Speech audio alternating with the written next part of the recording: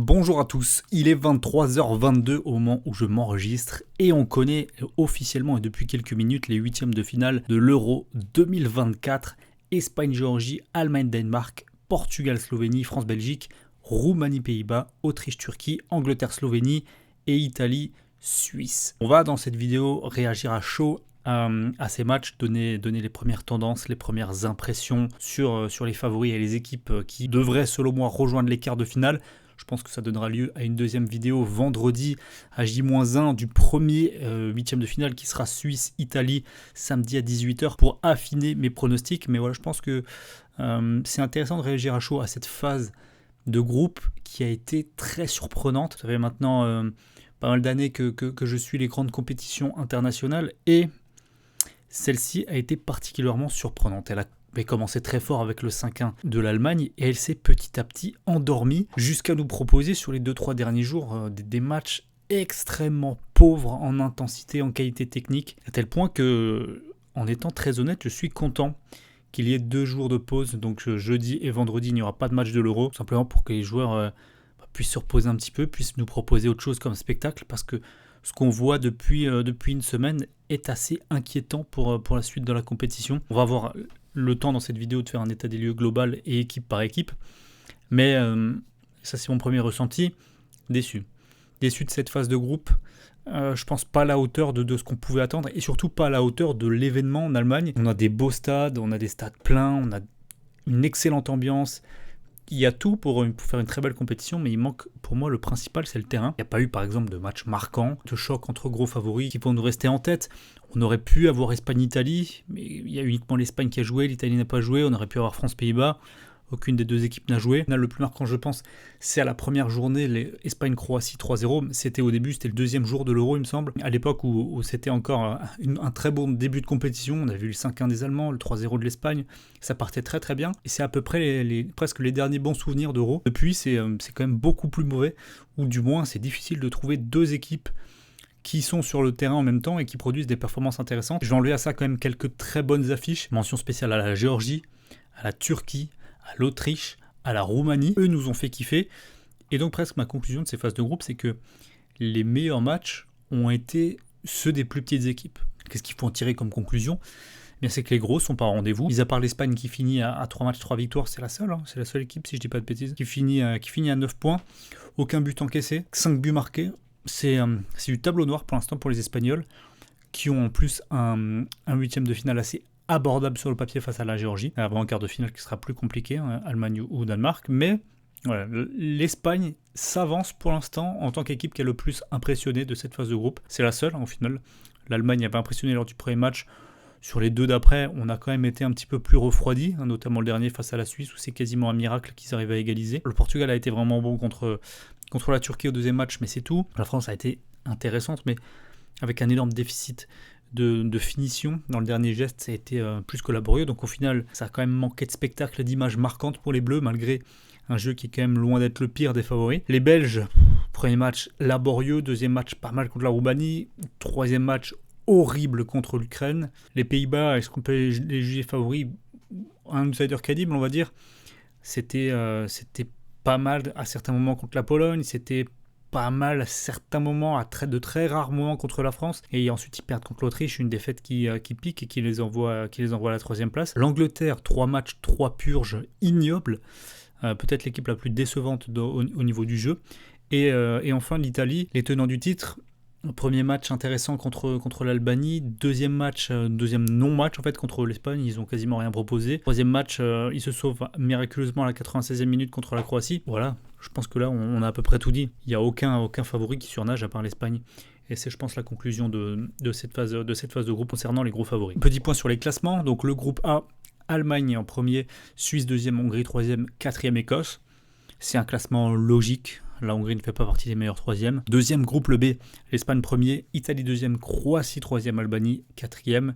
C'est également logique. La bataille entre l'Italie et la Croatie pour la seconde place a bien eu lieu lors du dernier match. Groupe C, Angleterre premier, ok. Danemark deuxième, ok.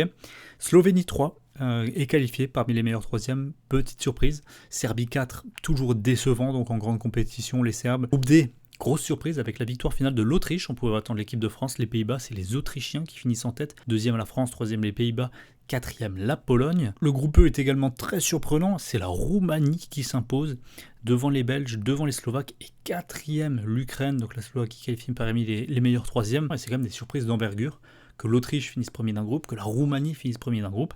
Et le dernier, Portugal premier, Turquie deuxième, Géorgie troisième, Tchéquie quatrième. C'était un groupe quand même assez homogène, hein. Derrière le Portugal, on savait que ça allait se battre pour les 2, 3 et 4e places. Coup de cœur sur les Géorgiens qui auront très bien produit. La République tchèque, déception, mais ça pouvait se sentir venir quand même. Il me semble d'ailleurs que c'est exactement le classement de groupe, celui-là que je vous avais donné avant le début de la compétition. Petit point sur les cotes des favoris à la victoire finale, c'est toujours les Anglais qui restent à 4,75. Il y a une explication rationnelle à ça. L'Espagne qui fait une grosse montée à 5,50, ils étaient beaucoup plus bas dans le classement. L'Allemagne à 6 et la France à 6. La France était deuxième au début de la compétition. Ils sont descendus et le Portugal à 7.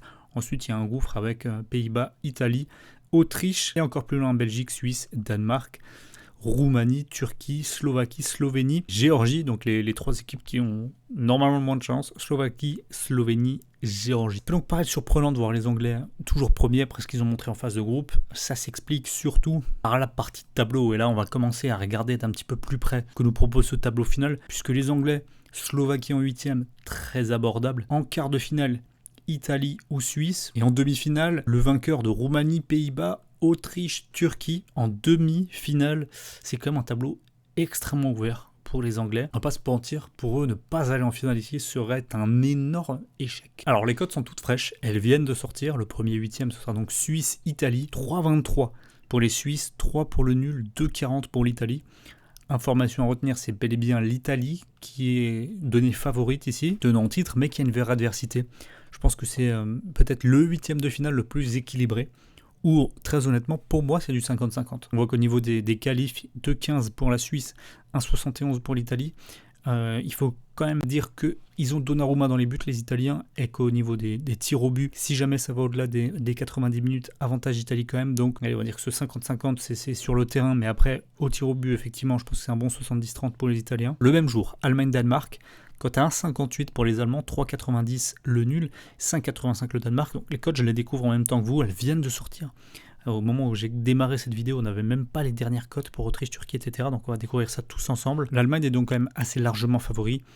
Je ne suis pas franchement surpris par cette cote, mais ils ont de l'adversité. C'est pas un 8e de finale cadeau. Jouer le Danemark en position d'outsider, c'est délicat. Dans la phase de groupe, on a vu qu'ils ont eu du mal lorsqu'ils étaient favoris, mais contre les Anglais, ils ont livré un vrai gros match, plein d'intensité, avec même une domination au milieu du terrain qui était impressionnante, beaucoup d'énergie. Donc ils vont rendre la tâche facile aux Allemands. Mais là tout de suite pareil, si je devais parier, avantage Allemagne, je les vois pas trébucher à ce niveau-là de la compétition. Peut-être ça ira en prolongation, tir au but. Dimanche à 18h, Angleterre-Slovaquie. Là on a sûrement les 2 cotes les plus faibles de ces 8e de finale. Angleterre à 1,37 et Espagne à 1,21. Le nul pour Angleterre-Slovaquie à 4,68, 70 pour les Slovaques. Difficile de remettre en cause ces cotes, sachant que ça ressemble quand même à un 8e de finale parfait pour les Anglais, pour se lancer dans la compétition, pour mettre plus d'intensité dans leur jeu. Alors, les Slovaques, c'est une équipe solide, hein. Ils ne devraient pas prendre 4-5-0. Alors on mettait en avant le fait qu'ils avaient sans doute l'une des attaques les plus faibles, la plus faible du tournoi. Au final, ils marquent et ils gagnent contre les Belges. Ils marquent lors du 2e match, mais ils perdent. Ils marquent lors du 3e match et ils font match nul. Donc, ils ont quand même existé offensivement, les Slovaques, alors qu'on ne les attendait pas du tout sur ce domaine-là. Donc, petit point de vigilance pour les Anglais qui sont quand même, il me semble, de la phase de groupe, l'équipe qui a concédé le moins d'occasions. Petite victoire 1-2, 3-0 pour les Anglais. À 21h, Espagne-Géorgie, donc elle est là, je pense, la cote la plus faible de ces 8e de finale. 1-21 pour les Espagnols.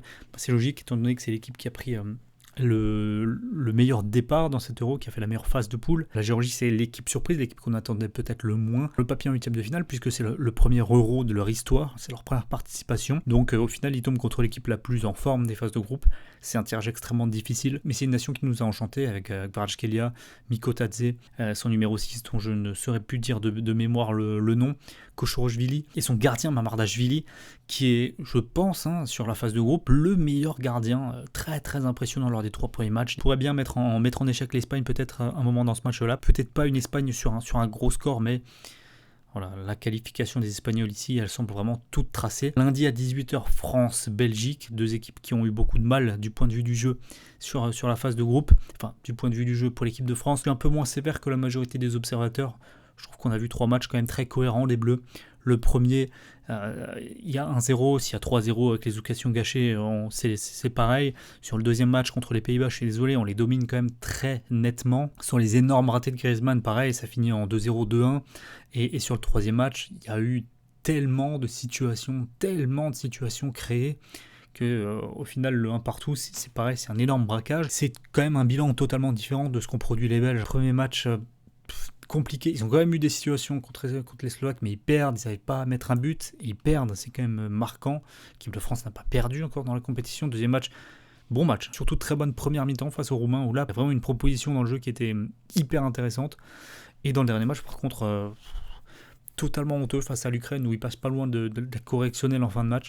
S'ils avaient pris un but, c'était l'élimination. 0-0. Dans mon esprit, je suis pas vraiment inquiet encore pour les Bleus. Les cotes 1,93, 3,25 et 4,27 me semblent bien ajustées. Je donne la France favori, mais voilà, attention, s'il n'y a pas de réussite offensivement, on n'est pas à l'abri d'une surprise. Je pense aussi que si on arrive à marquer assez rapidement dans le match, ça peut agir comme un déclic. Il y a même un monde où l'équipe de France colle une sacrée raclée aux Belges. Portugal-Slovénie, on a une cote à 1,36, donc légèrement inférieure à ce que les Anglais ont contre la Slovaquie. Les Slovènes, c'est un peu plus équilibré comme équipe par rapport aux Slovaques. Ça crée plus de jeux, notamment grâce aux deux attaquants de pointe qui sont alignés et qui sont très complémentaires, Sporar et Benjamin Sesko. Il y a nos blagues dans les buts également.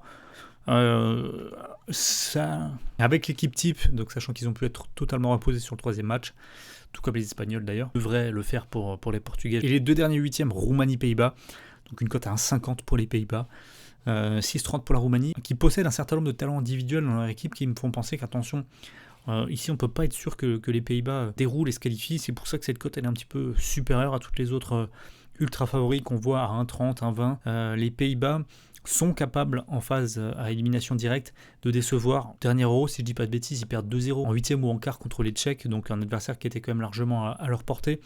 Ils déçoivent énormément et perdent ce match même logiquement. Les Roumains, c'est un peu l'équipe qu'on n'a pas vu venir, mais franchement, c'est pas mal du tout la Roumanie. Pas mal du tout. Attention, les Pays-Bas pourraient bien être embêtés plus qu'on le pense. Et pour terminer, Autriche-Turquie, cote à 1,80 pour les Autrichiens qui sont favoris, 3,33 le nul et 4,60 la Turquie.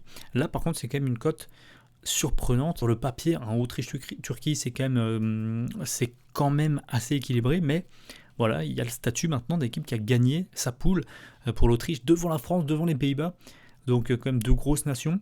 C'est pour ça qu'au final, ils sont jugés comme plus que favoris. C'est un tirage intéressant pour les Autrichiens, qui en termes d'équipe, franchement, ils ont montré sur les 3 matchs de très bonnes choses à chaque fois. J'étais pas trop d'accord avec les gens qui critiquaient la prestation des Autrichiens face à l'équipe de France. Elle était plus que correcte, plus que cohérente. Et lors des 2 autres matchs, il n'y a tout simplement rien à dire. 3-1 contre la Pologne, 3-2 contre les Pays-Bas. Masterclass. 6 buts marqués sur les 2 derniers matchs. Attention aux Autrichiens. C'est peut-être la belle surprise du tournoi. Je les vois sortir les Turcs qui ont du talent individuel à revendre. Franchement, il y a des très bons joueurs quasiment à chaque poste du côté turc, mais je ne suis pas convaincu par le collectif. Et dans ce genre de match à élimination directe, je pense que c'est ce qui va faire la différence. Et l'Autriche, niveau collectif, c'est très difficile. Il va falloir les sortir les Autrichiens, ça ne va pas être facile. Je les vois se qualifier ici. Voilà donc ma petite preview de ces 8e de finale. Mes réactions à chaud par rapport à ce qu'on a vu sur les phases de groupe et par rapport donc à ces matchs, à ces 8e de finale qui sont maintenant officiels. N'hésitez pas à liker la vidéo si ça vous a plu, à me dire dans les commentaires ce que vous en avez pensé et surtout à rejoindre mon canal Telegram si vous voulez ne rater aucun de mes paris sportifs qui seront donnés durant ces 8e de finale là. Je vais vous mettre le lien en description et en commentaire épinglé. Vous pouvez tous rejoindre, c'est totalement gratuit évidemment. On va essayer de faire ça bien, d'avoir de bonnes analyses et la réussite qui sera nécessaire pour aller faire des bonnes perfs sur ces 8e de finale niveau paris sportif. Merci à tous d'avoir visionné la vidéo et à très vite sur les réseaux. Ciao ciao.